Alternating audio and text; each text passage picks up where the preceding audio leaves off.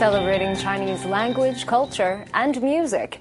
I'm Jill Horner. This is Comcast Newsmakers. With me this hour is Jun Huanpu. He is the Interim Executive Director and Chairman of the Board of Mainline Chinese Culture. Thanks so much for being with us. Thank you. When we talk about what you do as a culture center, talk to us a little bit about the variety of different things available, because you start with children as young as the age of 3 to really expose them to Chinese culture and language. Yes, that's our mission, to use education to provide exposure for young kids from 3-year-old and up, to expand their horizon, to let them to learn language and the culture, to prepare them for the future, for their career, for their education. And so that is one of our mission, yes.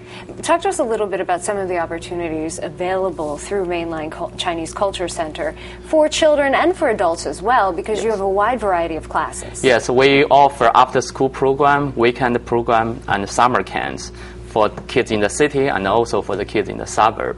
Like we have a Saturday program at the Russell Bayer Charter School in the Saturday morning. We have after-school program in many different private schools and charter schools in the city. We also have weekend school in the suburb, in the Melbourne Great Valley High School on Sunday afternoon. All those schools are open to kids from all backgrounds, not just Chinese, from any descent, any ethnicity. In addition to children learning language, they learn about Chinese culture as well. Yes, they learn Chinese dance, music, and art, and some martial art too. So, from very different varieties for items and contents. Yes.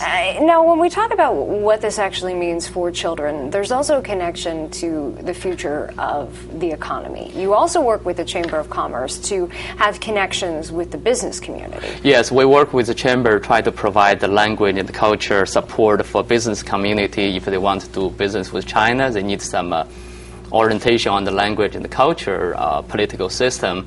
We provide the content seminar to that community. We are developing that program fairly rapidly with the support from Chamber. Now, one of the ways that we can all experience some Chinese culture, and in particular Chinese music, is through an upcoming event. This is all happening Saturday, October 15th. It's being held at Independence Seaport Museum on Columbus Boulevard in Philadelphia.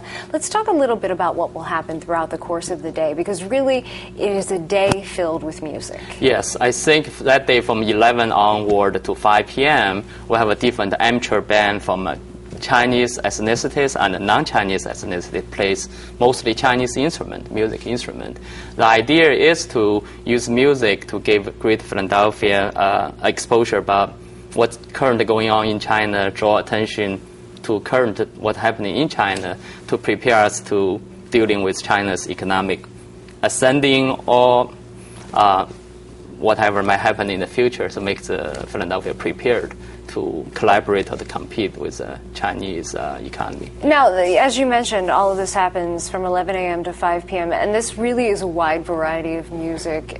We can explore different instruments and explore the world culture, world economies through music. Yes, that's exactly right. And the music, some are historical pieces, give people the historical perspective. Some are fairly modern, and by some modern musicians graduate actually from Curtis.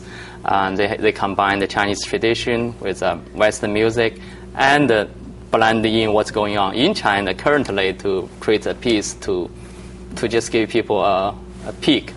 Perspective, yes. Now, that is all from 11 to 5, but then from 6 to 9, there's actually a different program. Talk to us quickly a little bit about that program. Yes, that program was by the professional musicians, like we mentioned from Curtis, a composer just graduated from Curtis Music Institute, and some of her colleagues, students. They were all professional musicians. They play both Western instrument and the Chinese traditional instrument. So give people a contrast, a comparison.